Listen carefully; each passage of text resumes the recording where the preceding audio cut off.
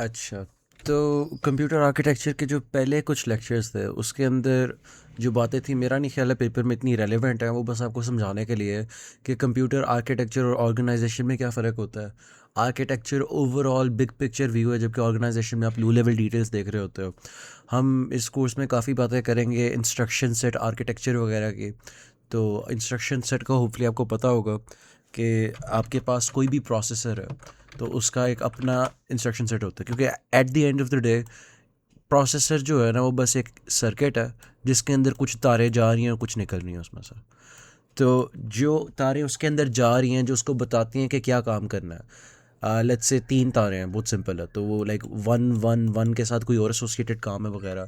तो वो जो टेबल होता है ना जिसके अंदर बताया होता है कि 0 0 का मतलब है कि ऐड करो वगैरह, तो उसको इंस्ट्रक्शन सेट कहते हैं। तो हम इंस्ट्रक्शन सेट आर्किटेक्चर के बारे में काफ़ी बात करते हैं कंप्यूटर आर्किटेक्चर में। तो आगे चलते हैं। अब कुछ बेसिक आइडियाज़ हैं। माइक्रो प्रोसेसर्स हर जगह होते हैं वगैरह, उन्होंने लिखा हुआ है कि सुपर कंप्यूटर्स में भी होते हैं, हर जगह माइक्रो प्रोसेसर ही लगा हुआ है। तो उसके अलावा बेसिक गेट्स हैं, उसके अंदर बस ए ओ आई है, मतलब एंड और इन्वर्टर। और इन्होंने ना साथ 3 स्टेट इन्वर्टर की बात की है, जिसके अंदर आपके पास एक नॉट गेट है जिसका एक इनेबल है। तो अगर वो इनेबल ऑन है ना तो या तो ये 0 देगा या 1 देगा, मतलब लो या हाई सिग्नल। और अगर ये इनेबल ऑफ है ना तो ये एक ओपन सर्किट की तरह बिहेव करेगा, मतलब हाई इम्पिडेंस या बहुत ही ज़्यादा रेजिस्टेंस कह लो इसको।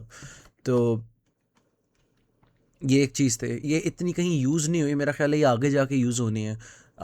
मिड वन के सिलेबस में यूज़ नहीं हुई लेकिन बताया हुआ है कि ये कुछ होता है और स्लाइड्स में भी था।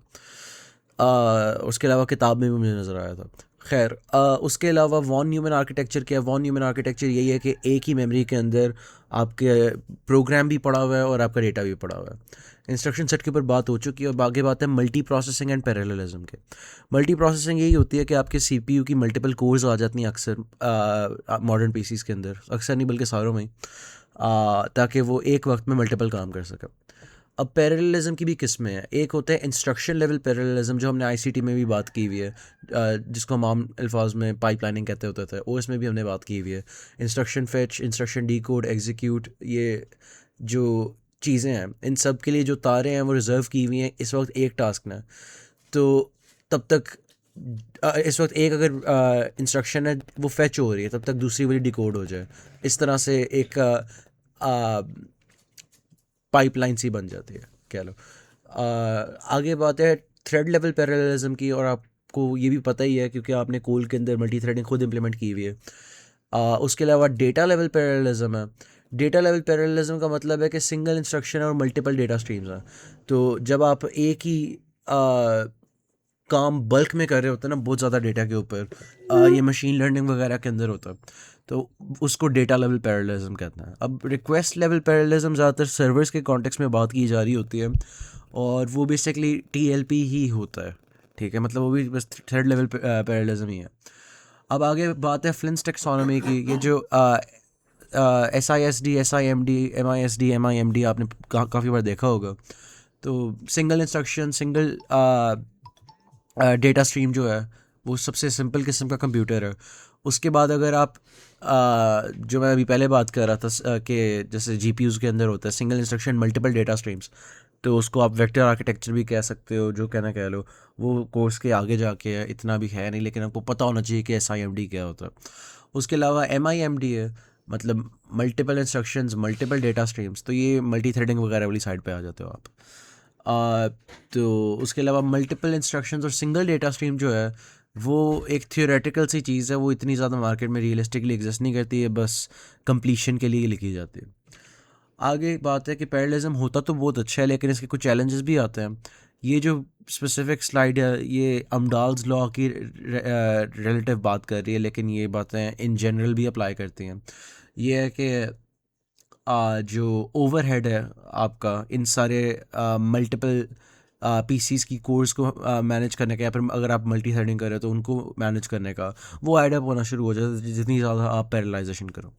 उसके अलावा ये है कि आपके जो प्रोसेसर है ना आपके लगे हुए, बहुत कम होता है कि अगर आपके पास मल्टीपल कोर्स चल रही हैं कि वो सारी एग्जैक्टली एक जैसी हों। बल्कि ज़्यादातर यही होता है कि कुछ बेहतर होती हैं, कुछ थोड़ी कम अच्छी होती हैं, तो उनका वर्कलोड भी डिफरेंट होता है, उनको मैनेज करने का बड़ा मसला आ जाता है। तो वो जिस तरह के हमारे फॉर्मूले में नज़र आता है ना, इवन सी दुनिया, एक्चुअली रियलिस्टिकली इतना भी सिंपल नहीं होता ये। लेकिन पैरेललिज्म फिर भी आ, हर आप कोई भी डिवाइस देख लो आजकल मॉडर्न, उसके अंदर पैरेललिज्म आपको नज़र आएगा, और वो बहुत ज़्यादा मदद कर रहा होता है।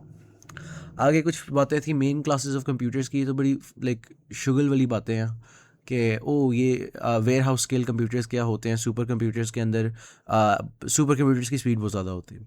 अब इन्होंने ना स्पीड जो है बेसिकली मेजर की हुई है मेगा फ्लॉप्स या एक्सा फ्लॉप्स वगैरह इस तरह के यूनिट्स के अंदर। फ्लॉप होते हैं फ्लोटिंग पॉइंट ऑपरेशंस। तो अभी हम आगे भी पढ़ेंगे फ्लोटिंग ऑपरेशंस के बारे में, कि वो काफ़ी डिफरेंट होते हैं इंटीजर से, और उसके अंदर थोड़ी ज़्यादा डिकोडिंग वगैरह करनी पड़ती है। तो ये एक प्रोसेसर का अच्छा मेजर होता है उसकी स्पीड का। तो यही दिखाया जा रहा है कि पहला जो सुपर कंप्यूटर जो पहली जो आई गेस कह लो एरा था आपका सुपर कंप्यूटर्स का, उसके अंदर मेगा फ्लॉप्स के अंदर होता था। अब तो आपके नॉर्मल कंप्यूटर्स का इतना होता है। उसके अलावा जो आजकल के मॉडर्न सुपर कंप्यूटर्स हैं वो एक्सा फ्लॉप्स में चले जाते हैं। अब अगर आपको ये जो एक्सा वगैरह हैं ये मीनिंगलेस लगते हैं, आपको समझ ही नहीं आ रही क्या होता है, तो ये एक बार टेबल देख लो। इस कोर्स में आपको ज़रूरत पड़ेगी जब हम परफॉर्मेंस वाला काम करना शुरू करेंगे।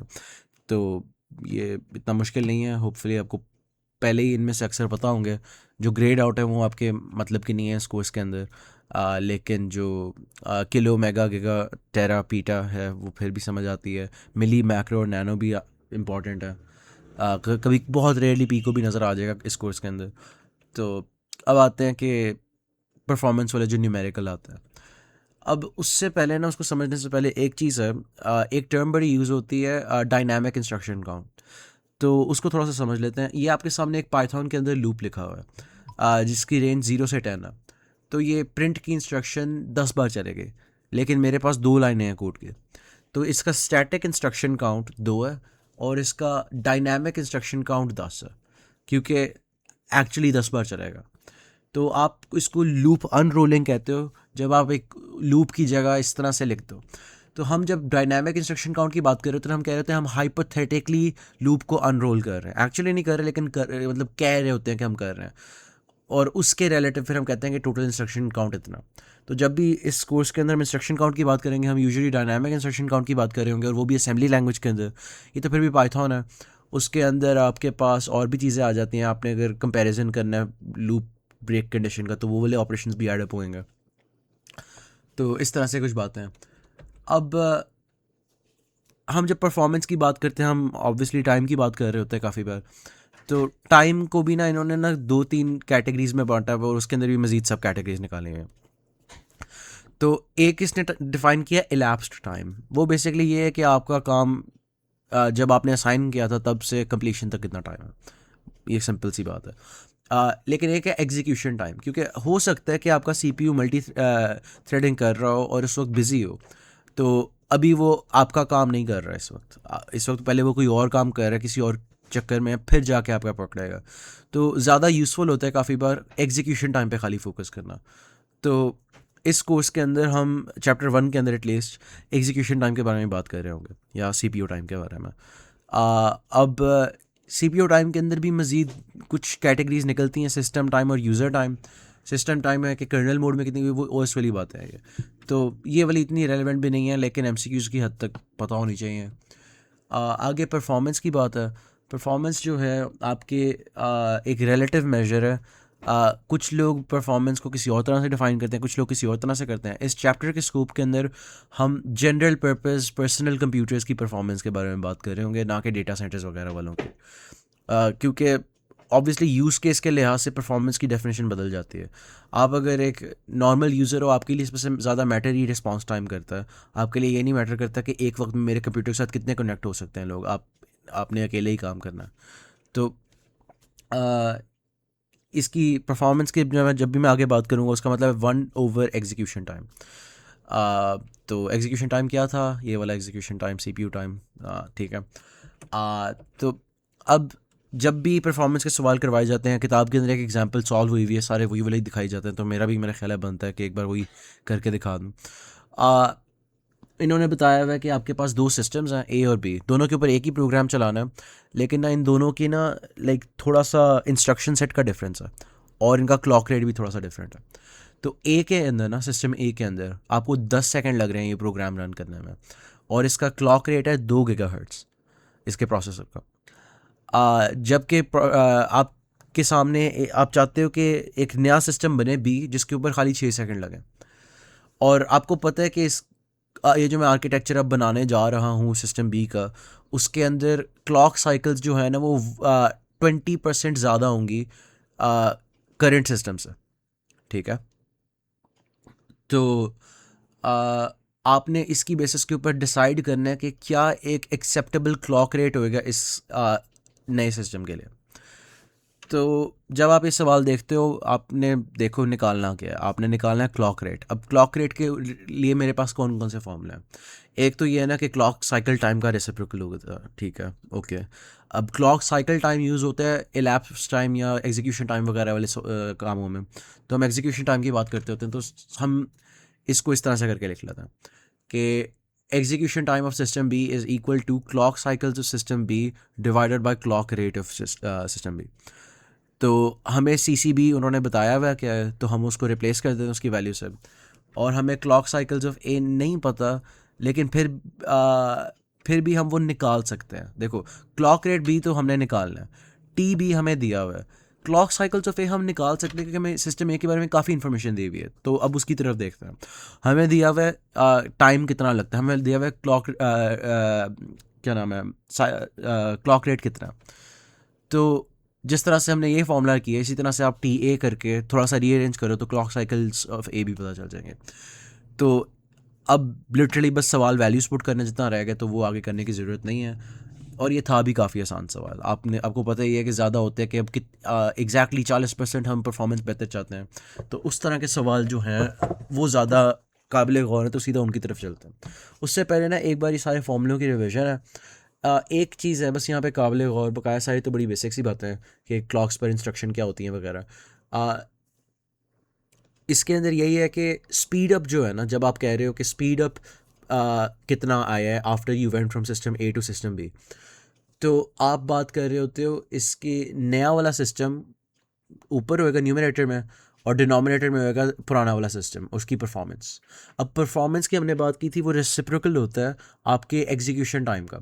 तो ये speed up of A to B actually बन जाता है execution time A divide by execution time B. ठीक है, तो अभी हम अप्लाई करते हैं तो आहिस्ता आहिस्ता आपको खुद ही याद होता जाएगा, इसके अंदर इतना कुछ मुश्किल है नहीं।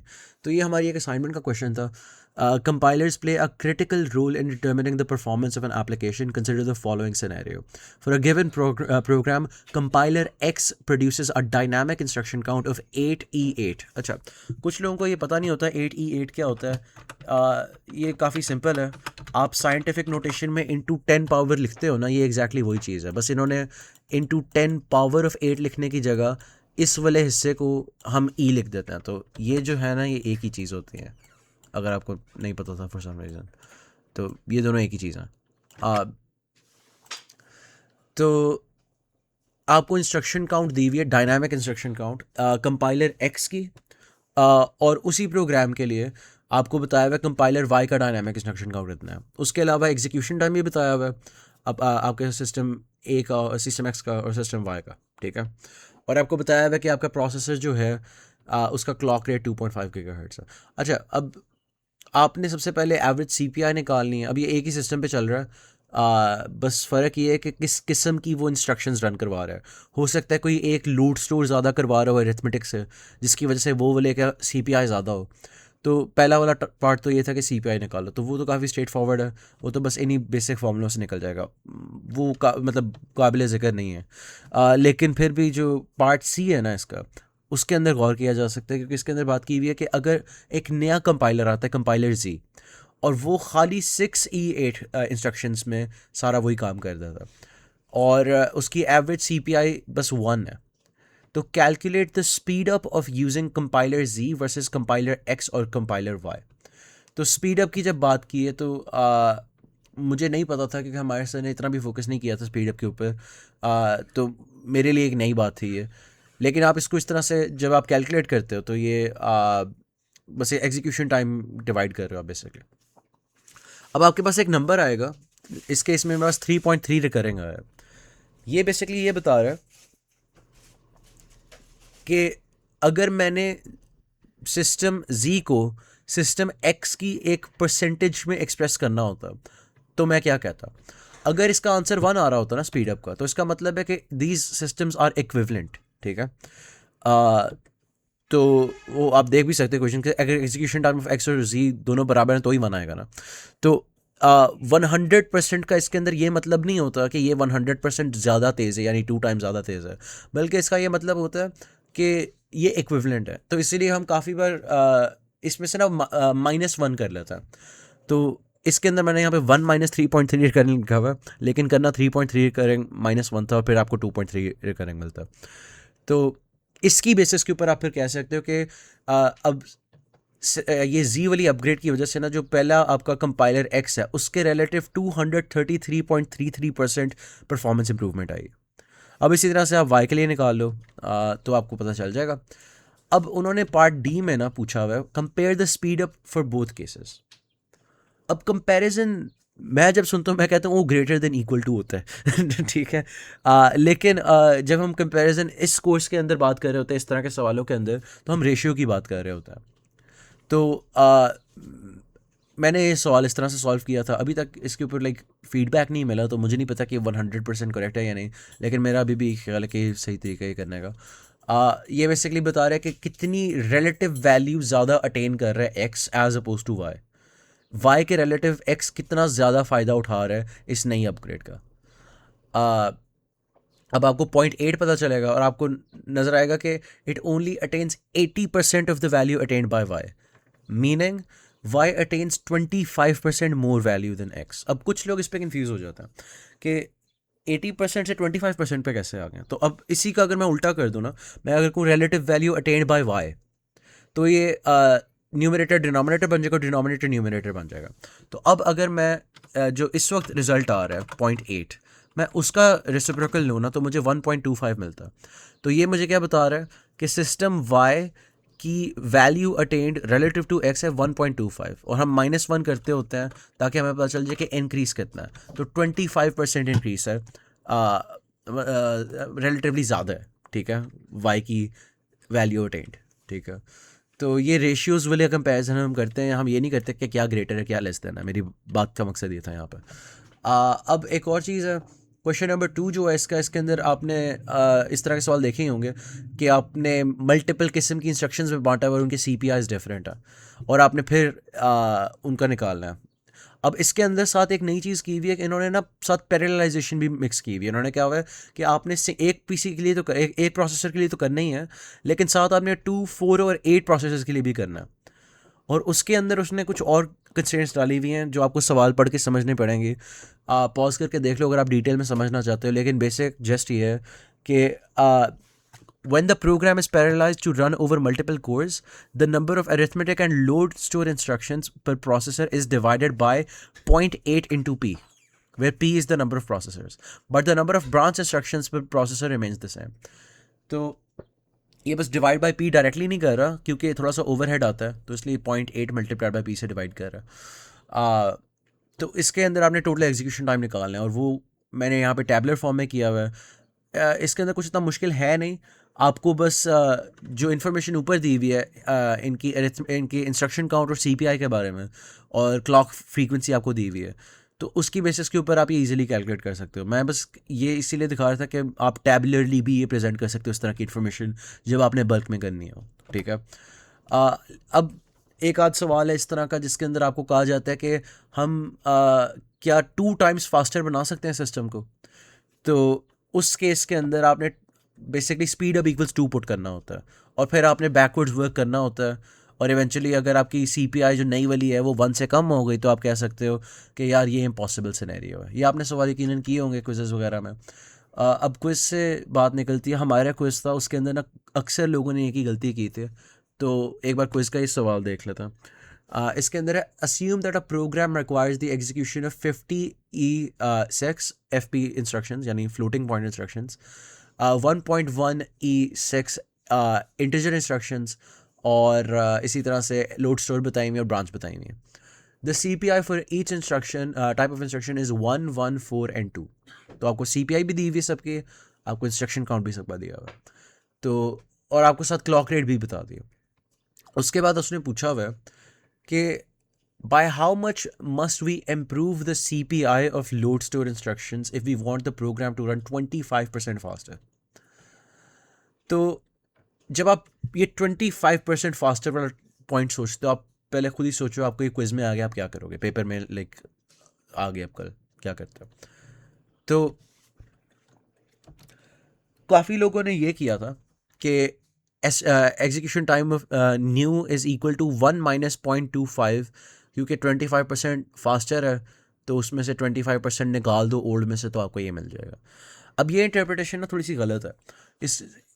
इसको मैं थोड़ा अगर डेमोन्स्ट्रेट करना हो कि कैसे गलत है, तो हम इसको थोड़ा सा खोल के लिख लेते हैं. तो 0.75 ET ओल्ड जो है, अब मैं इसको अगर थोड़ा सा रीअरेंज करूँ और मैं लेफ्ट साइड पे ले जाऊँ, तो अब आपको नज़र आएगा ये 1.33 बन रहा है. तो अब इस इक्वेशन को अगर मैं पढ़ूँ और इंटरप्रेट करूँ, मुझे नज़र आ रहा है कि the new estimated new execution time is 1.33, sorry, old जो है वो 1.3333 टाइम्स ज़्यादा है. ज़्यादा नहीं, मतलब लेट्स से 33% ज़्यादा है. तो old execution time is 33% more than new execution time, जबकि सवाल के डेटा में कहा हुआ है कि it has to run 25% faster. तो ये कम्प्लीटली खिचड़ी बच गई. ये हुआ क्या है, ठीक है. तो अब थोड़ा वापस आते हैं. आपने जब भी इस तरह की चीज़ देखनी है ना, रन्स X% फास्टर, आपने स्पीड अप के बारे में सोचना. अब आपने देखना है कि अच्छा, speed up from old to new जो है वो है 1.25, ठीक है, क्योंकि इट्स 100% तो बेस है ना कि अगर इक्वल होते हैं. अब 25% फास्ट है, इसलिए 1.25 है. उसके बाद आप इनके एग्जीक्यूशन टाइम को, अब आप ये ऐसे कर सकते हो, क्योंकि स्पीड अप को आप लिख सकते हो as ET old over ET new, ठीक है. अब इसको बस थोड़ा सा रीअरेंज कर दिया स्पीड अप का फॉर्मूला लगाने के बाद, तो आपको ये एक्सप्रेशन मिला. अब आगे से आपको सारी इन्फॉर्मेशन दी हुई है ET ओल्ड और ET न्यू निकालने के लिए, तो वो आप खुद ही कर लो. बात मकसद थी कि जो परसेंटेजेस वाली कन्फ्यूजन थी ना, वो क्लियर हो जाए किसी हद तक. अब आगे है अमडाल्स लॉ. अमडाल्स लॉ जो है वो काफ़ी स्ट्रेट फॉरवर्ड है. इसके बड़े सिंपल सवाल आते हैं, लेकिन एक सवाल था जिसके अंदर ये अपने यूजुअल इन्वायरमेंट से थोड़ा डिफरेंटली यूज़ हो रहा था. अब ये तो आपको पता ही होगा कि P वो है जो आपकी इम्प्रूवमेंट के स्कोप के अंदर आते हैं उतनी परसेंटेज, और S है कितना स्पीड अप हुआ है. 1 का मतलब है no speed up at all, और अगर स्लो डाउन हुआ है तो इसकी वैल्यू 0.5 और समथिंग होगी, ठीक है, इस तरह से कुछ होगा. तो यहाँ पे इसने कहा है कि the following speed ups are propose for a new architecture, speed up 1, speed up 2, speed up 3 etcetera. तो नहीं, बस 3 ही है.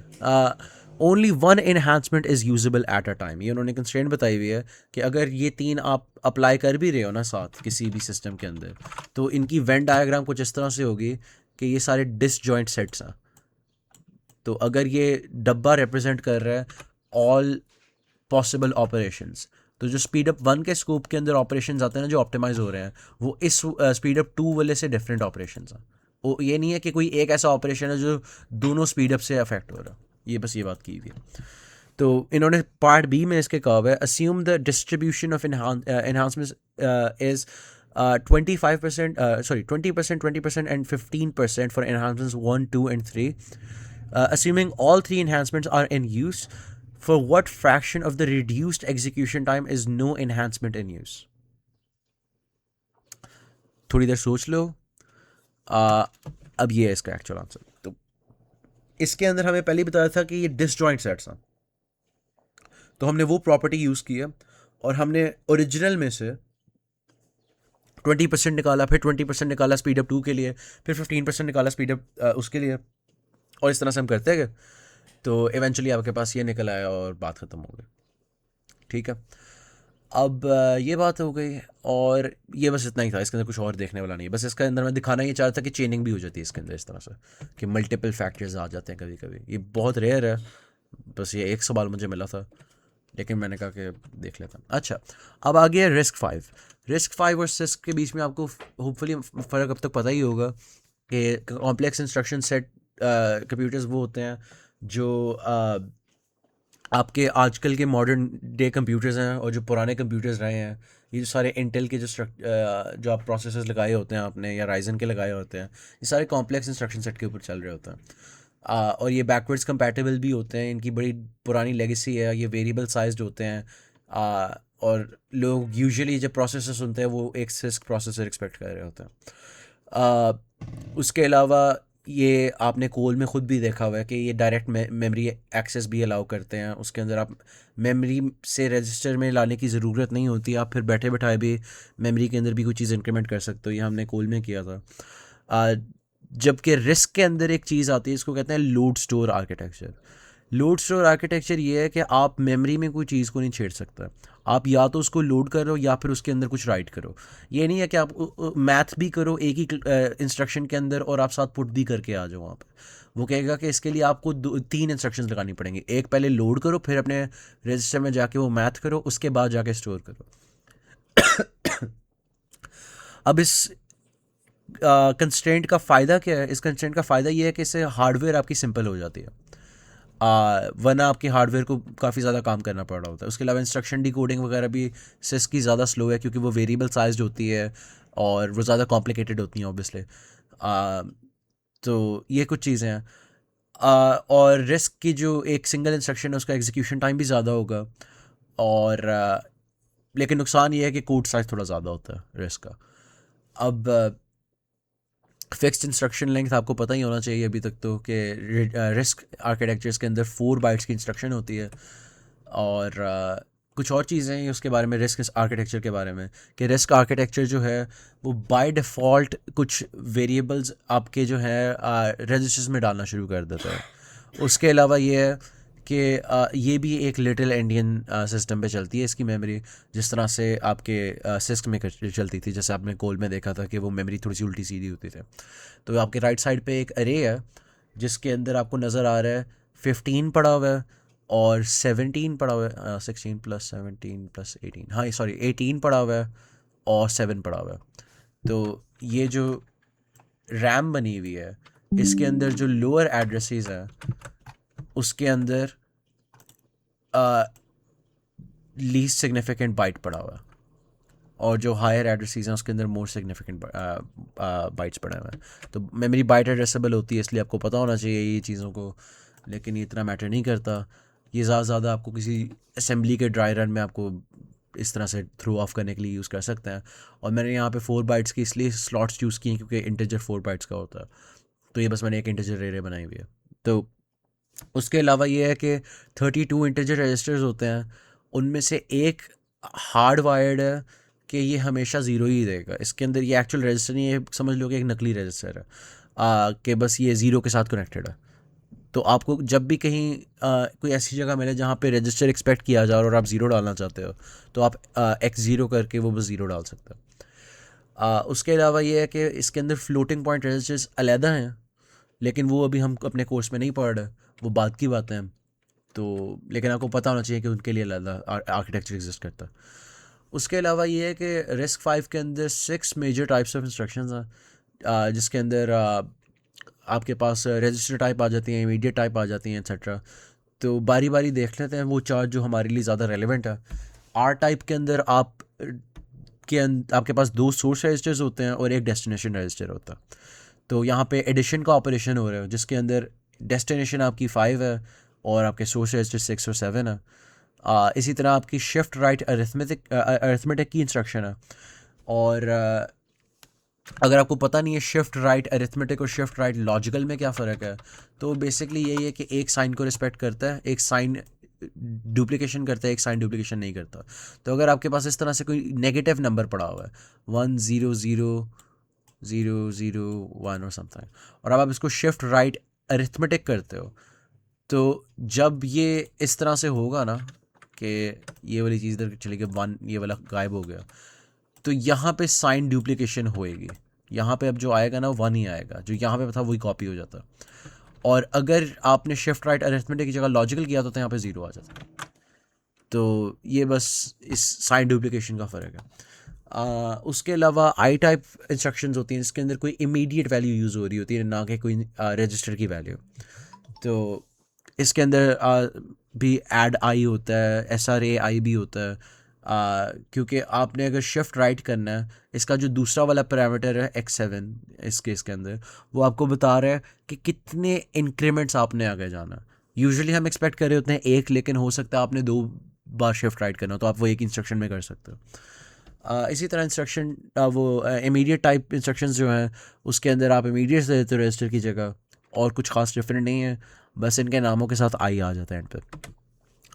उसके बाद मेमोरी इंस्ट्रक्शंस जो हैं आपकी, उनमें सबसे ज़्यादा ज़रूरी जो वैसे दोनों ही ज़रूरी हैं, सबसे सिंपल आई गेस वो लोड है, जिसके अंदर आपका पहला वाला रजिस्टर डेस्टिनेशन है, ठीक है, कि आपने किस रजिस्टर में लोड करना है मेमोरी से निकाल के। उसके बाद आपका ऑफसेट है, ठीक है, और उसके बाद आपका कोई बेस एड्रेस है किसी अरे का।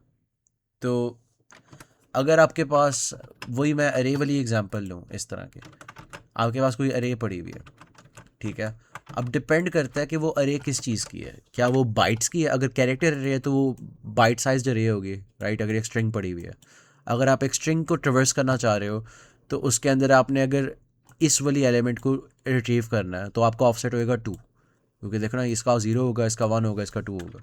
लेकिन यही अगर इंटीजर्स की अरे होते तो ये सारे 4 बाइट्स के सेल्स थे, तो आपको इस वाले के आने के लिए 4 की जंप लेनी पड़ेगी, इस वाले के ऊपर आने के लिए 8 की जंप लेनी होगी। तो यही आपको यहाँ पे नज़र आ रहा है कि जब आप लोड वर्ड करते हो तो आपको 8 की जंप लेनी पड़ रही है, और जब आप लोड बाइट करते हो तो आपको 2 करनी पड़ रही है। अब अगर आपका कोई 2 बाइट्स का डेटा स्ट्रक्चर है जिसको आप इटरेट करना चाह रहे हो, तो आपके पास लोड हाफ वर्ड की भी ऑप्शन है।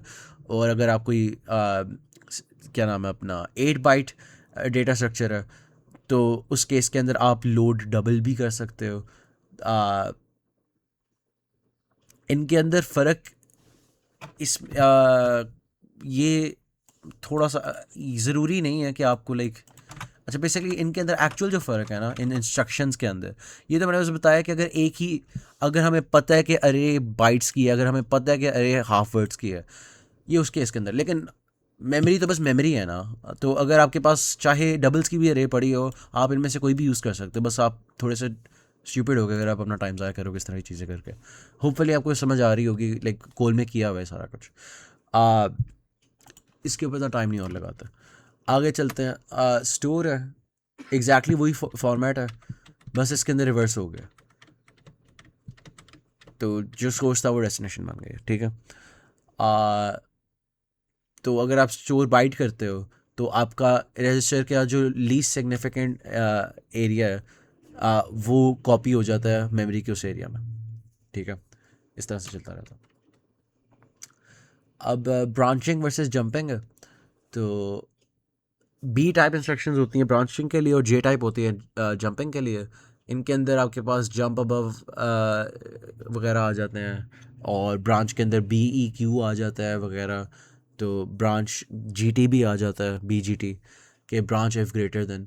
इनमें फ़र्क यही है कि अंडर द हुड जो ब्रांच इंस्ट्रक्शंस है ना, वो आपके प्रोग्राम काउंटर या फिर इंस्ट्रक्शन पॉइंटर, आपने शायद नाम सुना हो, उसके अंदर ऐड करती है कोई चीज़।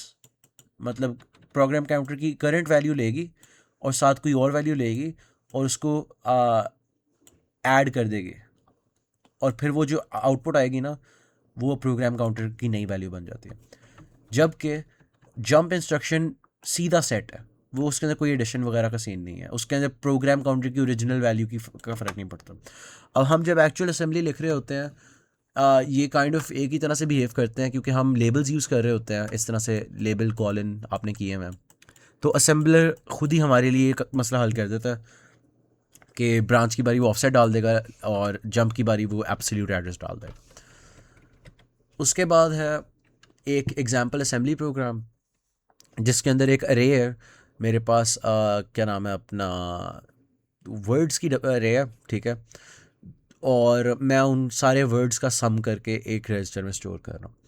इसमें कुछ भी मुश्किल नहीं है, और मैंने साथ उसके कॉरेस्पॉन्डिंग सी कोड भी लिखा हुआ है, जिसके अंदर होपफुली कोई कन्फ्यूजन नहीं होगी। तो एक बार पढ़ लो अगर ज़्यादा मुश्किल होती है असेंबली के साथ, वरना बड़ी बेसिक असेंबली लिखी हुई है। अच्छा, तो आगे बात है कि इसके अंदर कुछ स्यूडो इंस्ट्रक्शंस भी होती हैं। मतलब मूव की एक इंस्ट्रक्शन है, लेकिन वो एक्चुअली इंस्ट्रक्शन सेट में एक अलग इंस्ट्रक्शन नहीं है। वो आपका जो असेंबलर है उसको ट्रांसलेट कर देता है ऐड इमीडिएट की एक इंस्ट्रक्शन के अंदर, जिसके अंदर वो ज़ीरो ऐड कर रहा होता है X11 की वैल्यू के अंदर। मतलब आपके सोर्स की वैल्यू के अंदर ज़ीरो ऐड करके आपके डेस्टिनेशन में डाल देता है। तो वो इफ़ेक्टिवली मूव ही होता है। इसी तरह से लोड इमीडिएट जो है, कि मतलब ये वैल्यू इस रजिस्टर में डाल दो, उसके अंदर भी यही है, बस वो hard coded zero register use कर रहा है। अब उसके बाद कुछ बातें हैं RISC-V की डिज़ाइन फ़िलासफ़ी के बारे में। इसके ऊपर एक लेक्चर हुआ था हमारा, जिसके अंदर शुरू में बात हुई थी कि हमारा एक लीडिंग प्रिंसिपल है जी कि सिंप्लिसिटी फेवर्स रेगुलरिटी। और इस फ्रेज़ का मतलब कम्युनिकेट ये करना चाह रहे थे कि hardware simplicity is more important than code size risk के पैराडाइम के अंदर, क्योंकि रिस्क के अंदर कोड साइज़ बढ़ जाता है। ये पहले भी बात हुई है, लेकिन हार्डवेयर सिंपल होती है इसलिए वो ज़्यादा तेज़ होती है। और वही अगली बात वही है, स्मॉलर इज़ फास्टर। तो आपकी हार्डवेयर जितनी मिनिमल होगी उतनी ज़्यादा तेज़ होगी। इसके अंदर थोड़ी सी और भी बातें हुई थी, सर ने की थी कि 32 रजिस्टर्स ऑप्टिमल होते हैं, क्योंकि वो वरना मल्टीपल क्लॉक साइकिल्स रहेंगे डिस्टेंस वगैरह की वजह से, कॉपर के अंदर जो रेजिस्टेंस होती है वगैरह इस तरह की चीज़ें हैं, वो इतनी इंपॉर्टेंट नहीं है। आगे बात थी good design demands good compromise. अब इसके अंदर इन्होंने बात की हुई थी अपने इंस्ट्रक्शंस फॉर्मेट की। तो आपको इंस्ट्रक्शन फॉर्मेट थोड़ा सा याद होना चाहिए सबका, ये जो चार हैं, क्योंकि इस तरह के MCQs भी आए हुए हैं, अभी आते हैं इनके ऊपर, लेकिन आहिस्ता आहिस्ता चलता है। तो सबसे पहले एक चीज़ कॉमन है हर RISC-V इंस्ट्रक्शन के अंदर, और वो ये है कि पहले नहीं बल्कि आखिरी 7 बिट्स जो है ना, 0 से लेके 6 तक, उनमें आपका ऑप कोड पड़ा होगा। अब ऑप कोड एक यूनिक चीज़ नहीं है, ऐड और सब्ट्रैक्ट का ऑप कोड सेम ही है। तो उनके बीच में डिस्टिंग्विश कराने के लिए ना ये एक्स्ट्रा फंक्शनल बिट्स होते हैं। ये funct3 और funct7 का मतलब है 7 functional bits, 3 additional functional bits. और ये बेसिकली एक ही ऑप कोड अगर कोई चीज़ शेयर करती है ना, तो उसके अंदर मज़ीद बताते हैं कि अच्छा इसके अंदर और कौन सा काम। तो ऑप कोड आपको ये बता देगा कि ये R टाइप है, I टाइप है, S टाइप है, और भी उसके अलावा भी कुछ बता देगा कि ये किस जनरल चीज़ के साथ रिलेट करती है। लेकिन हो सकता है कि मल्टीपल इंस्ट्रक्शंस का ऑप कोड सेम हो, और उनके अंदर डिस्क्रिमिनेट करने के लिए फंक्शनल बिट्स यूज़ हो रहे हैं। तो हमारे सिलेबस के अंदर ये चार के ही ज़्यादा फोकस किया गया है, J और U के ऊपर नहीं उन्होंने देखा, तो मिस कराओ उसको। अब एक चीज़ इसके अंदर है गौर करने वाली कि RS1 की जगह हमेशा सेम होती है, ठीक है। इसी तरह से RD की जगह अगर कोई डेस्टिनेशन एग्जिस्ट करती है तो उसकी जगह भी हमेशा सेम होती है। उसके अलावा अगर कोई दूसरी सोर्स एग्जिस्ट करती है तो उसकी भी जगह हमेशा सेम होती है। अब इसकी वजह ये है कि ना, आपने अगर इस तरह का आप कुछ कर लेते हो ना, तो आपको अपनी हार्डवेयर के अंदर ना सिर्फ उधर ये वाली तारें लगानी पड़ेंगी जो रजिस्टर 2 पे जाती हैं आपके ALU के साथ कनेक्ट होने के लिए। तो इसका मकसद ये है कि आप हमेशा, आपको पता हो कि कहाँ पे हो, आपको आपकी हार्डवेयर बहुत सिंपल हो बेसिकली। अब इसके चक्कर में ना उनको एक आध चीज़ अजीब करनी पड़ी है। मतलब ये चाहते थे कि RS1 की जगह हमेशा एक हो, RS2 की जगह हमेशा सेम हो, funct3 की हमेशा जगह सेम हो। तो जब उनको एक बड़ा इमीडिएट रखना पड़ गया ना, 12 बिट्स का, तो उनके पास जगह नहीं थी इतनी। मतलब लेफ्ट साइड पे थोड़ी सी जगह थी, राइट साइड पे थोड़ी सी जगह थी। राइट साइड पे आपके पास 5 बिट्स थे, और लेफ्ट साइड पे आपके पास 11-5 जितने भी बनते हैं, इतने बिट्स थे। 11-5 + 1 जो भी है, तो ये बनता है, कितने बनते हैं, ये बनता है 7 बिट्स। हाँ, तो लेफ्ट साइड पे 7 बिट्स थे, राइट साइड पे आपके पास 5 बिट्स थे, जबकि आप रखना चाह रहे हो एक 12 बिट का नंबर। तो उन्होंने ये किया कि उन्होंने ना इस नंबर को स्प्लिट कर दिया। अब ये एक S टाइप इंस्ट्रक्शन है, मतलब जो आपकी स्टोर की इंस्ट्रक्शन है, जो अभी हमने स्टोर वर्ड देखा, कहाँ पे गया ये स्टोर वर्ड, इस स्पेसिफिक इंस्ट्रक्शन की हम बात कर रहे हैं। तो इसके लिए जो आपने ऑफसेट दिया होता है, ये जो 2, 4, 8 या 16 वगैरह आपने जो भी दिया हुआ है, वो एक इमीडिएट है और उसको वो 12 बिट्स दे रहे हैं, ठीक है। तो ये चीज़ थी एक। अब एक इंटरेस्टिंग चीज़ है कि लोड को ना इन्होंने एक आई टाइप इंस्ट्रक्शन कहा हुआ है, और उसके अंदर उनकी आर्ग्यूमेंट ये है कि लोड के अंदर एक डेस्टिनेशन होती है, आपका एक रजिस्टर, जबकि स्टोर के अंदर आपका कोई डेस्टिनेशन रजिस्टर नहीं होता, डेस्टिनेशन मेमोरी होती है। तो इसीलिए यहाँ पे आई टाइप ही रीयूज़ करना की सेंस नहीं बन रही थी, इसलिए उन्होंने शुगर में एस टाइप अलहदा बना ले। ये एक आर्ग्यूमेंट है, ठीक है। अब उसके बाद आती है बी टाइप इंस्ट्रक्शंस। चलो उसकी बात हम थोड़ी देर बात करते हैं, लेकिन उससे पहले हम ना आर टाइप के अंदर ना एक चीज़ मैं दिखाना चाह रहा था कि अगर आपके पास एक इंस्ट्रक्शन है ऐड x5 x6 x7, ठीक है, तो इसके जो कॉरेस्पॉन्डिंग बाइट कोड है ना इस असेंबली के कॉरेस्पॉन्डिंग, वो इसका बेसिकली फ्लिप्ड वर्जन है। तो असेंबली के अंदर ऐड लेफ्ट पे आता है, इसके अंदर ऑप कोड के अंदर वो ऐड की इंफॉर्मेशन होएगी कि ऐड हो रहा है, तो वो राइट पे आ गया। इसके अंदर x5 सबसे पहले लेफ्ट पे आता है, इसके अंदर एंड पे राइट पे आता है कि डेस्टिनेशन रजिस्टर जहाँ पे राइट पे होगा। उसके बाद 3 बिट्स की पैडिंग होती है हमेशा, ये फंक 3 जो होते हैं, और उसके बाद आपके पास होते हैं x6 और x7, और वो भी राइट टू लेफ्ट है। मतलब x6 राइट पे पड़ा हुआ है और x7 लेफ्ट पे पड़ा हुआ है, जबकि हमारी ओरिजिनल इंस्ट्रक्शन के अंदर उल्टा था, तो ये बस फ्लिप किया हुआ है, ठीक है। तो ये साथ मैंने उसकी बाइनरी भी लिखी हुई है ताकि आपको थोड़ा सा आइडिया हो जाए किस तरह की इंस्ट्रक्शन होती है। अब मैं ये कर क्यों रहा हूँ, क्योंकि इस तरह के एक MCQ सर ने क्लास में दिखाया था। सर ने कहा था कि आपको ये पता होने चाहिए सारे इंस्ट्रक्शन फॉर्मेट्स, क्योंकि आपको इस तरह के एक MCQ आ सकता है जिसके अंदर आपको कोई ऑप कोड वगैरह दिया हो और आपको बताया हो कि ये आपके पास इंस्ट्रक्शन है, और आपने इन इस ऑप्शंस में से गेस करना कौन सी है। अब ये तो बहुत इजी सवाल है, क्योंकि इसके अंदर इन्होंने साथ लेबल भी किया हुआ है, जो कि लेबल्स क्लियरली शो कर रहे हैं कि ये एक आर टाइप इंस्ट्रक्शन है। इससे हमारा आधा मसला हल हो गया। अब बकाया हमने बस ये देखना है कि इसके अंदर डेस्टिनेशन रजिस्टर कौन है। इसके अंदर डेस्टिनेशन रजिस्टर आ रहा है 3, और इसका जो पहला सोर्स रजिस्टर है वो है 2। अच्छा नहीं, सॉरी, ये बाइनरी नहीं लिखी हुई है, डेसिमल लिखा हुआ, तो 11 और 10 है। और RS2 जो है वो 9 है। तो मैंने अभी बात की थी कि असेंबली इसका मिरर होता है, तो अगर मुझे कोई 11 10 9 मिल जाए, जो कि यहाँ पे मिल गया, तो मैं बाय प्रोसेस ऑफ एलिमिनेशन कह सकता हूँ कि ये वाले दो नहीं है और ये वाले नहीं है, क्योंकि वो इसके फॉर्मेट के साथ मैच नहीं कर रहा। तो इस तरह से मुझे अगर ऑप कोड और फंक्शनल बिट्स का ना भी पता हो ना, तो भी मैं बात कर सकता हूँ इस तरह। तो ये एक एग्जांपल दी थी। अब कुछ यहाँ पे और भी चीज़ें इंटरेस्टिंग की हुई है इन्होंने बहुत जगह पे ना सर्किटरी रीयूज़ की हुई है। अब इन्होंने यहाँ पे जब भी कोई इमीडिएट आता है, उसकी 5वीं से 10वीं बिट जो है वो हमेशा यहाँ पे होगी, अगर वो एक बड़ा इमीडिएट है। इसी तरह उसकी जो लोअर बिट्स हैं वो हमेशा यहाँ पे कॉमन होंगी। तो इन्होंने बड़ी कंसिस्टेंसी रखी हुई है। चाहे ये कभी कभी इनके डिसीजन थोड़े अजीब भी रखें कि एक इमीडिएट 11 राइट पे पड़ा हुआ है, एक 12 पे पड़ा हुआ है। अब उसकी भी एक वजह है, ब्रांच इंस्ट्रक्शन के अंदर ना जो ये वाला बिट है आखिरी वाला, उसका कोई ख़ास यूज़ नहीं बनता, क्योंकि आपकी हर इंस्ट्रक्शन चार ये आपकी अगर मेमोरी है ना इस तरह से, हर 4 सेल के बाद जाके अगली इंस्ट्रक्शन शुरू हो रही है। ये 4 बाइट्स की एक इंस्ट्रक्शन है। तो आप कभी भी अगर आप अपने प्रोग्राम काउंटर के अंदर कुछ ऐड कर रहे हो, और ब्रांच टाइप के अंदर हम ऐड ही कर रहे होते हैं ना, आप कभी भी एक +1 नहीं करोगे कि आप इधर से इधर चले गए हो और अब आपकी इंस्ट्रक्शन ये बन गई है। आप हमेशा जंप इतनी लोगे ताकि आप अगली इंस्ट्रक्शन पे जा सको। तो उन्होंने कहा कि यार आखिरी बिट तो फालतू पड़ी हुई है, इसको मैं काट के ना इसकी जगह यहाँ पे 11वीं बिट डाल देता हूँ। फिर उनके पास थोड़ी सी खाली जगह हमारी बच्ची, उन्होंने 12वीं वहाँ पे डाल दी। अब एक चीज़ मुझे नहीं पर्सनली समझ आती, जहाँ पे इन्होंने इतनी चीज़ें रीयूज़ की हैं, 11वीं वाली यहाँ पे कर देते वो भी रीयूज़ हो जाती, यहाँ पे 12वीं क्यों नहीं डाले, ये नहीं मुझे पता। लेकिन ये एक अजीब चीज़ थी।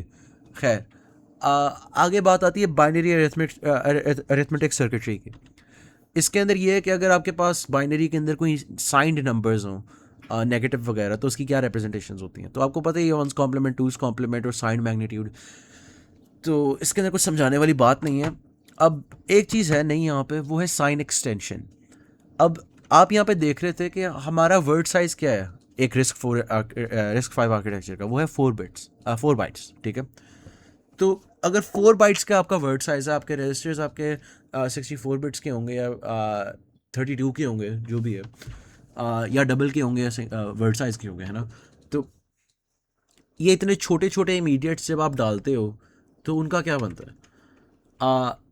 बेसिकली अगर आपका इमीडिएट नेगेटिव है ना, तो वो उसका साइन रेप्लिकेट करके पीछे ले जाता है, तो इसको इमीडिएट जनरेशन भी कहते हैं। और ये बस यही है कि साइन की रिस्पेक्ट करके पीछे ऑटोफिल कर देता है जब आप एक लोअर डायमेंशन चीज़ से एक हायर डायमेंशन चीज़ में जा रहे हो। तो एक लोअर कैपेसिटी कंटेनर से एक हायर कैपेसिटी कंटेनर में जा रहे हो, तो वो साइन की रिस्पेक्ट अगर करे ना, तो उसको साइन एक्सटेंशन कहता है।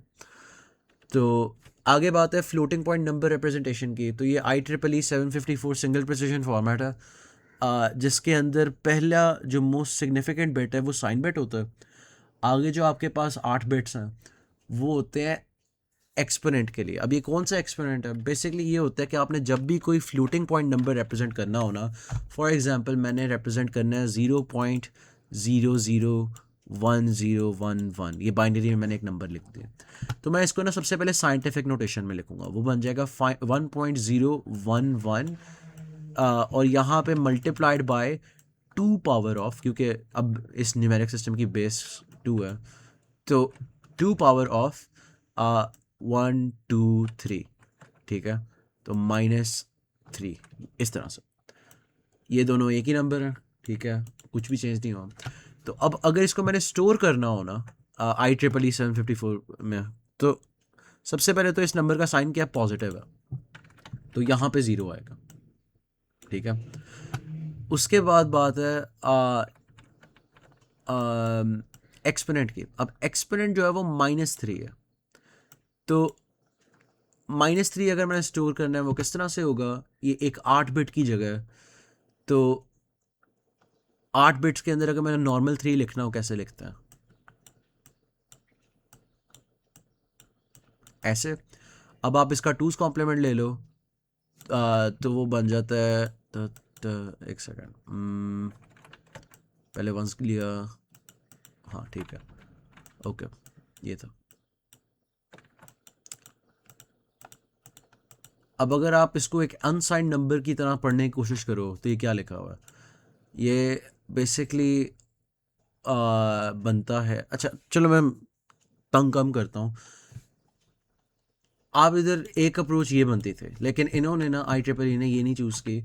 इन्होंने नेगेटिव नंबर्स को हैंडल करने के लिए ये चूज़ किया कि आप हमेशा ना बस 128 से ऐड कर देते हो। आप अपने पहले आप टू, ऑब्वियसली पहले ये 2's कॉम्प्लीमेंट ही होगा, जिस तरह से भी हम कर रहे थे इस तरह से। ये नंबर है -3, ये है +3, और अब जब -3 होगा ना आपका, आप इसको ऐड कर दोगे 128 के साथ, ठीक है। तो इस तरह से था कुछ। तो यहाँ पे चलो यहाँ पे मैंने लिखे हुए थे नोटिस में नज़र आ जाएगा, इस तरह से होता ईज।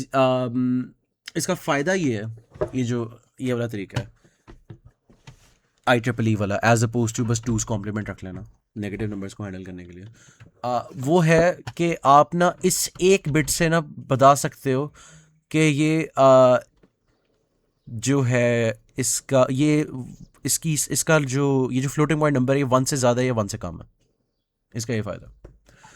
तो इसलिए हम ये करते हैं, उसके अलावा कोई ख़ास वजह नहीं है, हम इसलिए बस +128 करते हैं। अब और बात थी स्पेशल केस फॉर ज़ीरो की। अच्छा, अब इसके अंदर अगर आपने ज़ीरो रिप्रेजेंट करना हो तो दिमाग में ये आता है ना कि ठीक है, आप एक्सपोनेंट को भी ज़ीरो कर दोगे, साइन को भी ज़ीरो कर दोगे, सारा कुछ बस ज़ीरो कर दिया, ठीक है। एक्सपोनेंट भी ज़ीरो हो गया आपका, और आपका फ्रैक्शनल पार्ट भी ज़ीरो हो गया, तो ये आपका ज़ीरो है। अब लेकिन ना जब ये स्टोर होता है ना इसका फ्रैक्शनल पार्ट, उसके अंदर मैं साइंटिफिक नोटेशन की बात कर रहा था 1.101, तो वो ये वाला 1 तो हमेशा ही साइंटिफिक नोटेशन में था, वो स्टोर नहीं करता, खाली इतना हिस्सा स्टोर करता। तो अगर ये जीरोस में हो ना तो वो इसको इस तरह से पढ़ेगा,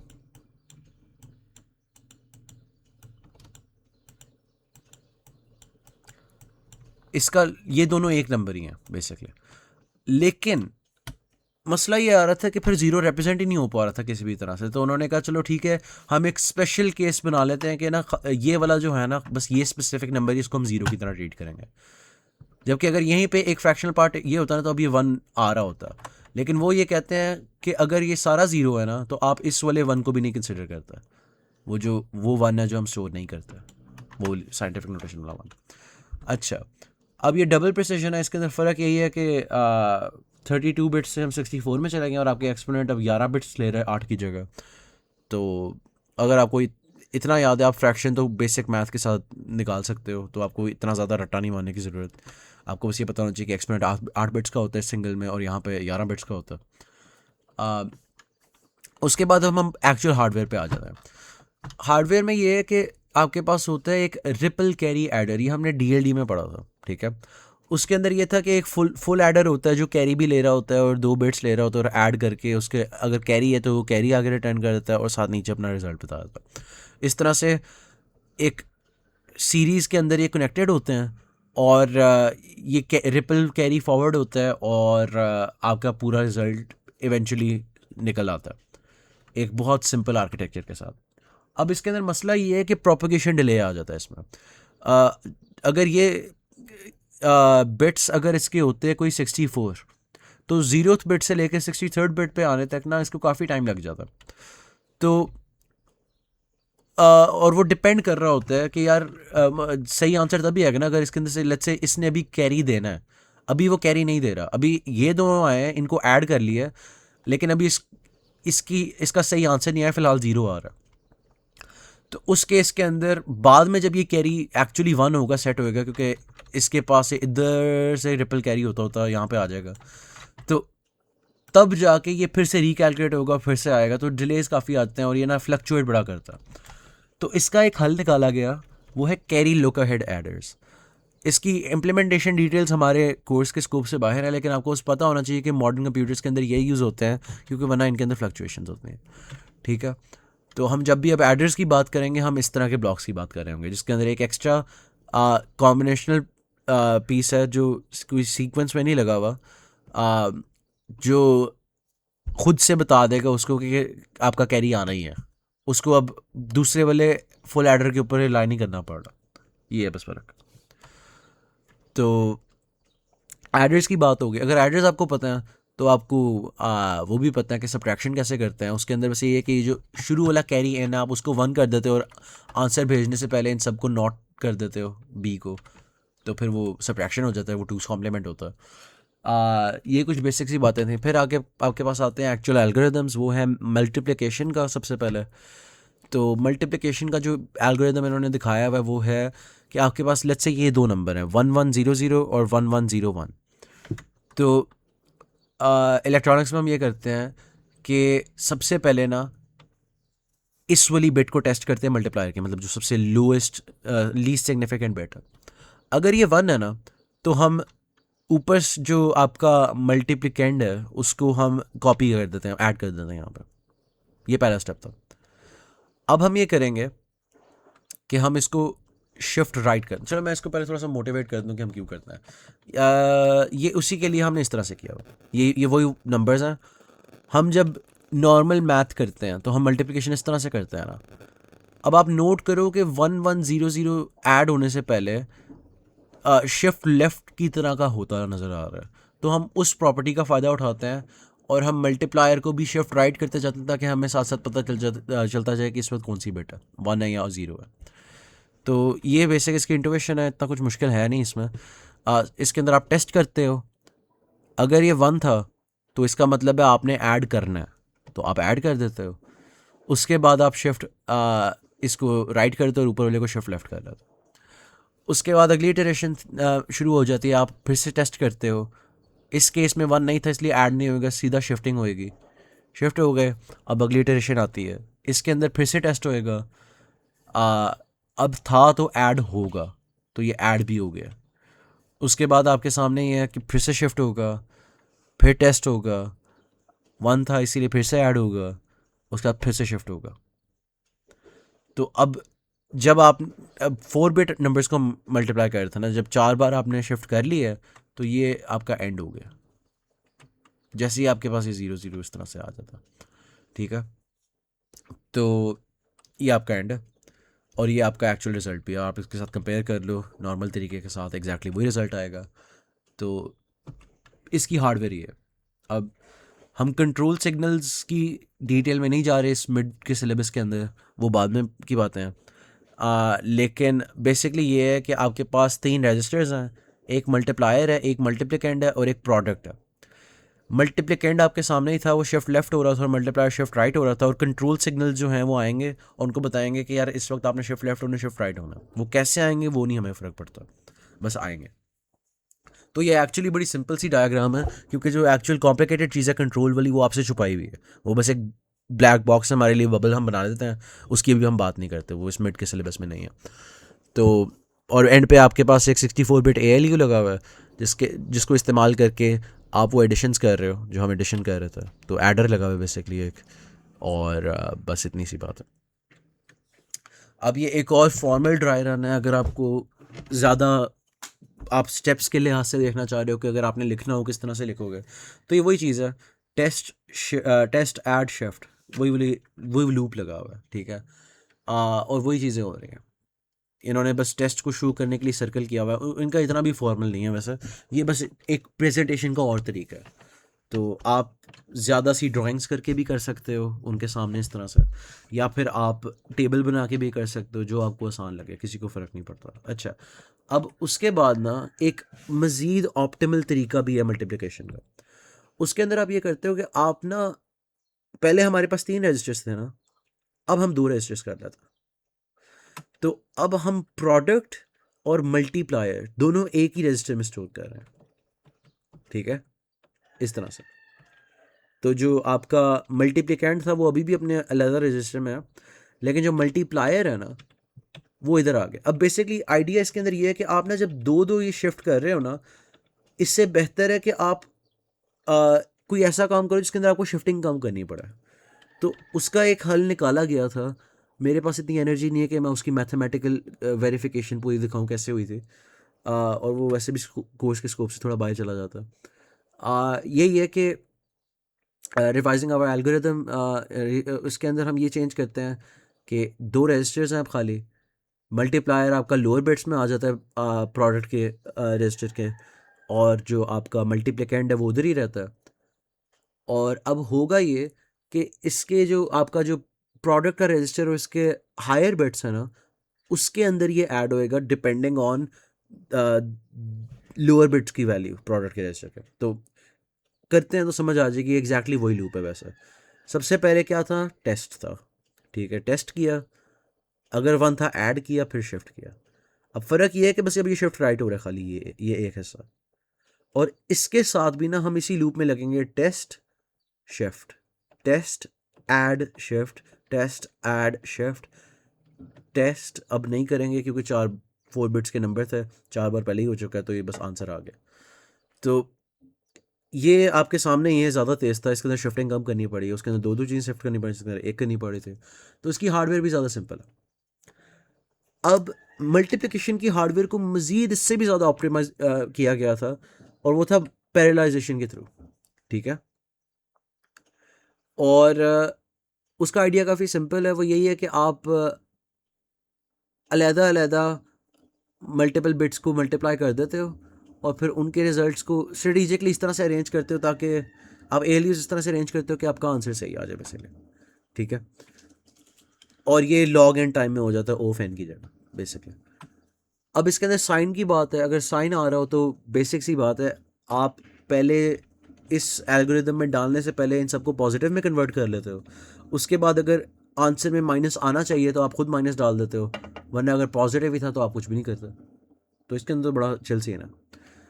डिवीजन थोड़ा तंग करती है, तो डिवीजन जो है ये 2 4 बिट नंबर्स की डिवीजन है, और उसके लिए ये तरीका है कि आप फिर से 3 रजिस्टर लेते हो, एक है आपका डिवाइज़र, एक है आपका डिविडेंड, और एक आपका क्वोशंट।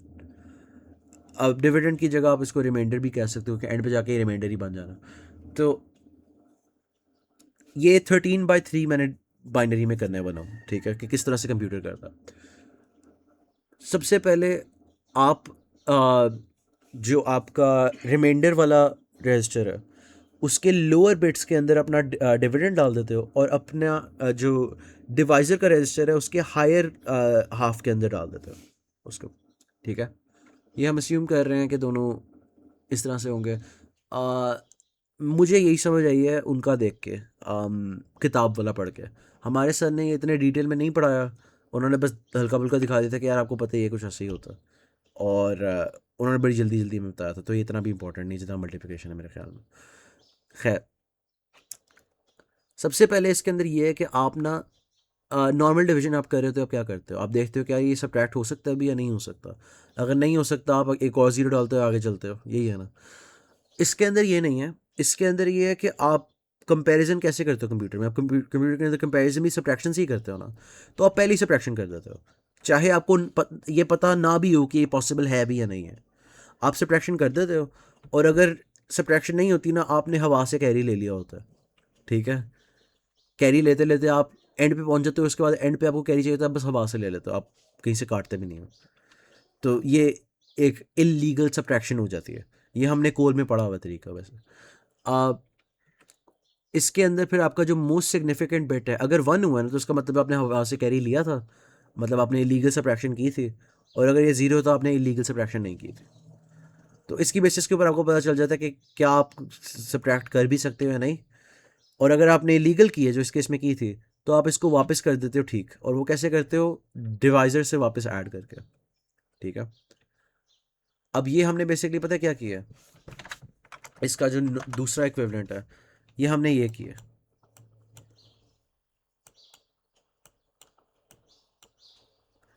कि ओ वन तो टू से छोटा है, तो ये नहीं हो सकता, तो बस अनडू कर दो।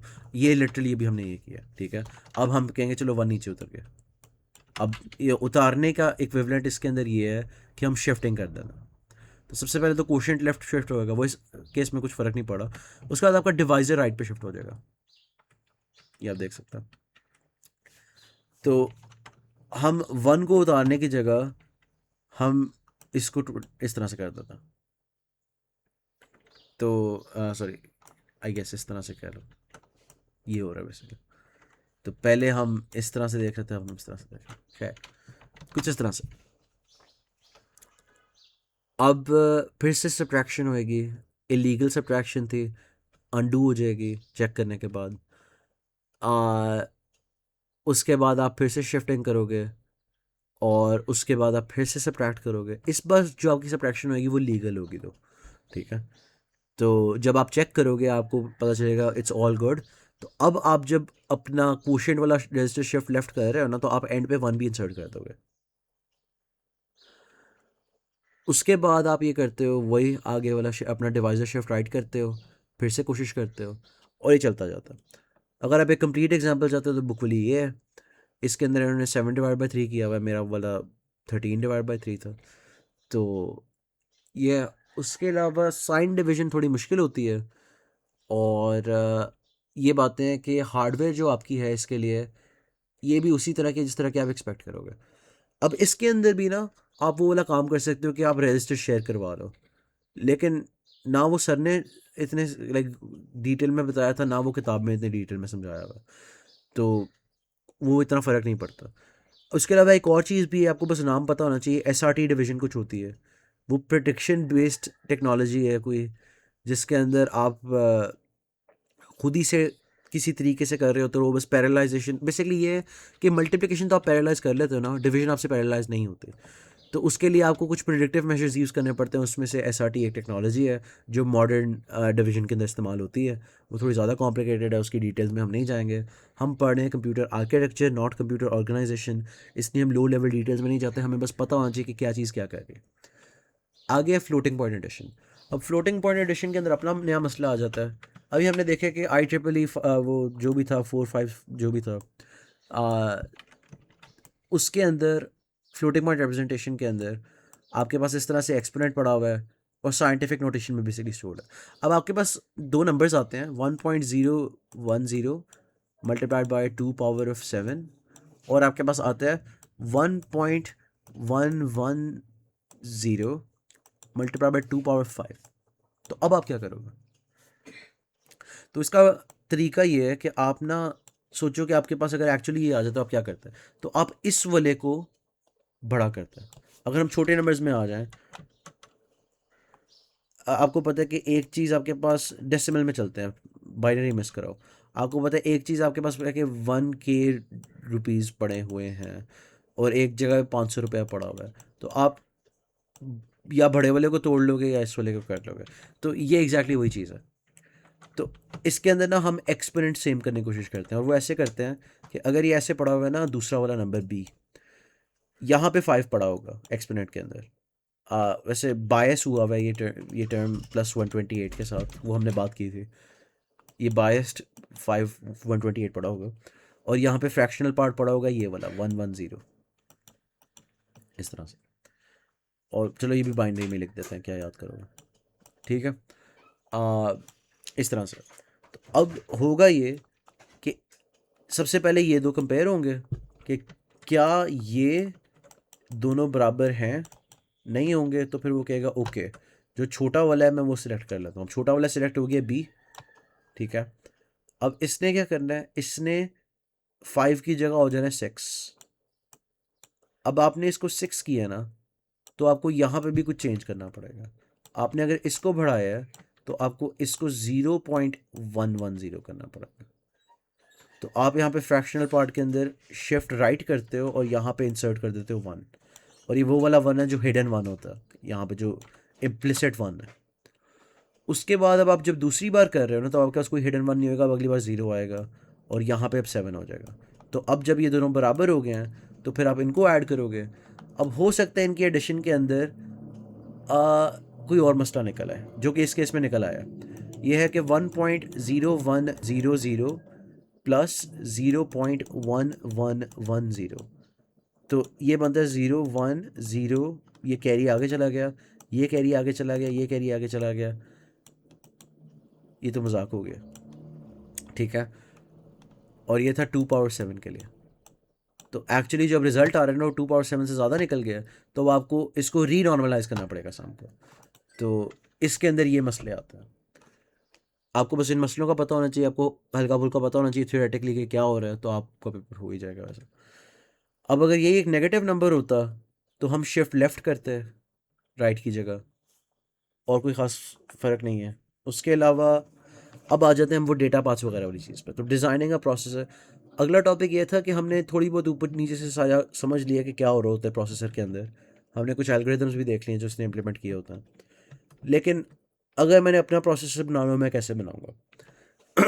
तो ये एक सिंप्लीफाइड इंस्ट्रक्शन सेट आर्किटेक्चर है जो हम इम्प्लीमेंट करेंगे, जिसके अंदर हम खाली एडिशन करेंगे, सब्ट्रैक्शन करेंगे, एंड और ब्रांच इफ इक्वल, लोड और स्टोर डबल, ठीक है।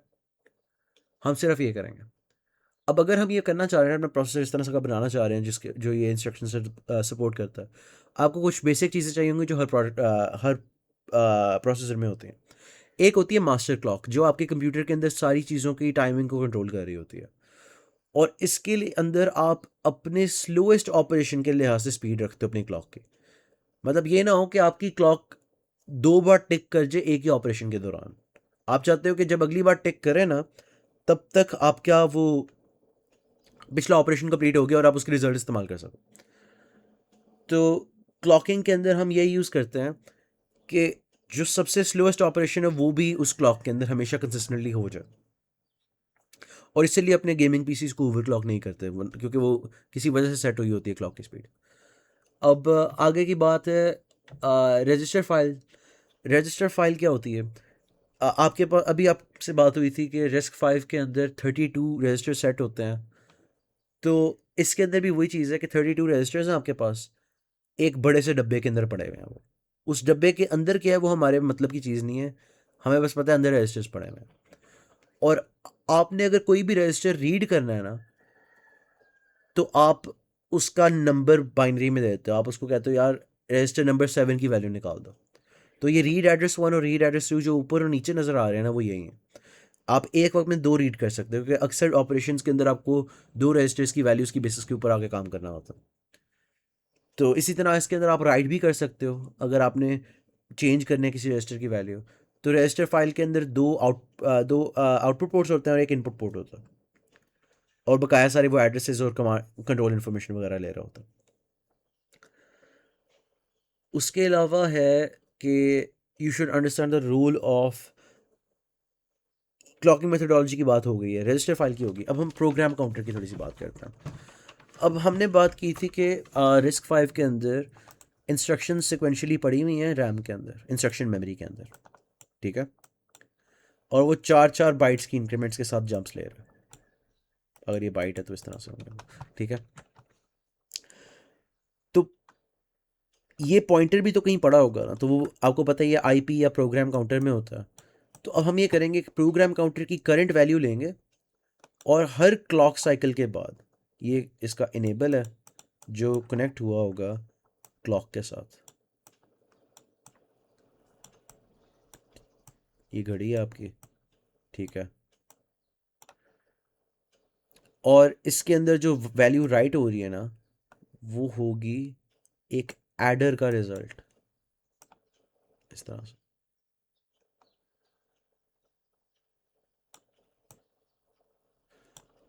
अब ये बेसिकली क्या हो रहा है, प्रोग्राम काउंटर की करंट वैल्यू +4, ये एडर है एएलयू टाइप, ठीक है। तो ये अगली इंस्ट्रक्शन पे चला जाएगा, और ये कब राइटिंग इनेबल होगी ये तो काम कर रहा है, ये तो हमेशा अपना आंसर देता रहेगा, ये क्लॉक पे नहीं डिपेंड करता, ये क्लॉक पे डिपेंड करती है। और जैसे ही क्लॉक का टेक आएगा जो यहाँ पे इस वक्त वैल्यू आई हुई है ना, वो इसको अपने अंदर की स्टेट के अंदर चेंज कर लेगा, तो फिर अब वो यहाँ से भी वो देना शुरू हो जाएगा। अब प्रोग्राम काउंटर की तार यहाँ से ना कहीं और भी जा रही है, और वो जा रही है इंस्ट्रक्शन मेमोरी की इनपुट के अंदर, और इसकी आउटपुट में आपको एक इंस्ट्रक्शन मिलेगी, ठीक है। तो अब आपको थोड़ा थोड़ा समझ आना शुरू हो गया होगा कि किस तरह से हम आर्किटेक्चर बना रहे हैं। आगे है इंस्ट्रक्शन एंड डेटा मेमोरी की बात। इंस्ट्रक्शन मेमोरी की बात होगी, इसी तरह से डेटा मेमोरी भी होती है। वो आपके इस इंस्ट्रक्शन के अंदर अगर कोई रेफरेंस हुई हो वगैरह तो वो किस तरह से हैंडल करते हैं वो बात की बात है। उसके अलावा आपका एक फंक्शनल यूनिट होता है, एएलयू होता है, और रजिस्टर फाइल की हम पहले की बात कर चुके हैं। तो अब अगर हम सारी चीज़ों को जोड़ देना तो हमारे पास हमारा आर्किटेक्चर आ जाता है। तो सबसे पहले ये जो प्रोग्राम काउंटर वाली बात थी कि प्रोग्राम काउंटर की इनपुट कहाँ से आ रही है, ये 4 के अंदर जो ऐड करके हो रहा है वो है, ठीक है। इसी तरह उसकी करंट वैल्यू एडर में जा रही है और एक इंस्ट्रक्शन मेमोरी में जा रही है, और इंस्ट्रक्शन मेमोरी एक इंस्ट्रक्शन दे रही है। उस इंस्ट्रक्शन को अगर आप थोड़े छोटे हिस्सों में बांट दो और आप देखो कि कहाँ पे कौन सी तार निकल रही है, सोर्स रजिस्टर वगैरह की जो हमने बात की थी कि कंसिस्टेंट रखा हुआ है, तो ये आपकी रजिस्टर फाइल आगे लगी हुई। तो अगर आपकी ये एक आर टाइप इंस्ट्रक्शन थी ना, तो इसके अंदर 3 रजिस्टर्स इन्वॉल्व होंगे, एक होगा डेस्टिनेशन रजिस्टर, 2 होंगे सोर्स रजिस्टर्स। तो आपके ये जो 2 सोर्स रजिस्टर्स हैं जिसमें से आपने रीड करना है आपने दे दिए, और आपने बता दिया यार मैंने इसके अंदर इवेंचुअली राइट करना है, तो आप रेडी रहो, ठीक है। और इसका भी इनेबल बाद में आएगा जब आप कैलकुलेट कर लो। अब इन दोनों रजिस्टर्स की वैल्यूज़ आई हैं, और एएलयू के अंदर जो ऑपरेशन होना था इनके ऊपर, लेट्स से ऐड की इंस्ट्रक्शन चल रही है, ऐड या सब चल रही है, या एंड या और चल रही है, हमने यही कहा था ना हम यही हैंडल करेंगे, इन 4 में से कोई चल रही है क्योंकि हमने वही बस 8 टाइम इंस्ट्रक्शन रखी हुई और कोई नहीं रखी हुई। तो इस केस के अंदर आपके एएलयू की आउटपुट आएगी, और वो आउटपुट जो है वो चली जाएगी इसके राइटेबल डेटा के अंदर। तो अब ये बता रहा है कि किस रजिस्टर में राइट करना है और क्या राइट करना है, ठीक है। और ये सारा कुछ एक क्लॉक साइकिल के अंदर अंदर जब अगली क्लॉक साइकिल आएगी तब तक ये स्टोर हो गया होगा इसके अंदर, ठीक है। अब इसी तरह से ये तो हमने पहले 4 ऑपरेशंस की बात कर ली है ना, अब ब्रांच इफ इक्वल की बात करते हैं। अगर ब्रांच ऑपरेशन था ना तो हमने बात की थी कि वो प्रोग्राम काउंटर की करंट वैल्यू के अंदर कुछ ऐड करके उसके अंदर डाल देता। तो अब ये इसको ओवरराइड करे, तो बेसिकली यहाँ पे एक मक्स लगा होता है इधर जो इन दोनों एड्रेस में से सिलेक्ट कर रहा होता है कि कौन सा जाएगा, और इसको कंट्रोल सिग्नल कोई कंट्रोल यूनिट भेज रहा होता है, वो हमारे स्कोप से बाहर है, ठीक है। तो इस तरह से कुछ हो रहा होगा। अब ज़रूरी नहीं है कि आपके रजिस्टर में हमेशा डेटा लिखा जाए एएलयू से। हो सकता है कि आपने एक लोड इंस्ट्रक्शन भेजी हो जिसके अंदर आप डेटा मेमोरी से लेके आ रहे हो। तो डेटा मेमोरी के अंदर से अगर आप लेके आ रहे हो ना तो कुछ इस तरह से होगा, और इस तरह से है। अब एक आध चीज़ रह गई है, वो ये है कि आपकी इंस्ट्रक्शंस के अंदर कभी कभी इमीडिएट्स भी होते हैं। तो मैंने जो साइन डुप्लीकेशन की बात की थी ना, उसके लिए एक अलहदा यूनिट होता है, उसको कहते हैं इमीडिएट जनरेशन। इस तरह से एक बबल सा बना होगा IMM जेन, और वो साइन डुप्लीकेशन करके, साइन एक्सटेंशन करके आपको एक इमीडिएट देगा जो आप अपने ALU में डाल सकते हैं। तो वो आप एक, ये जो आपको नज़र आ रहा होगा मक्स जो लगा हुआ है यहाँ पे नीचे सेकंड वाला, ये वाला मक्स, ये बेसिकली सेलेक्ट करे कि आपने एक इमीडिएट चूज़ करना है या एक रजिस्टर की वैल्यू चूज़ करनी है। तो अब ये R टाइप भी सपोर्ट कर रहा है, I टाइप भी सपोर्ट कर रहा है, और ये ब्रांच भी सपोर्ट कर रहा है। उसके अलावा ये लोड और स्टोर भी कर रहा है। तो ये हमारे डेटा पाथ्स थे। और अब सी A की CN कहने वाला था, CA का सिलेबस खत्म हो गया।